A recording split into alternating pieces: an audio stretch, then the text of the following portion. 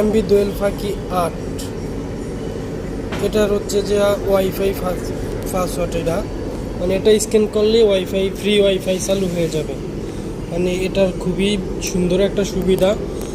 দেখা গেছে আমাদের নেটের হচ্ছে যে মোবাইলের নেট অনেক সময় এককালে মাঝ নদীতে গেলে নেট বন্ধ হয়ে যায়, তার জন্য হয়তো কোনো যোগাযোগ থাকে না, যোগাযোগ মাধ্যম থাকে না, তার জন্য আর কি এটা দিয়েছে। এটা সব জায়গায় দিয়েছে, স্ক্যানারটা সব জায়গায় দেওয়া আছে, বিভিন্ন জায়গায় স্ক্যানারটা দেওয়া।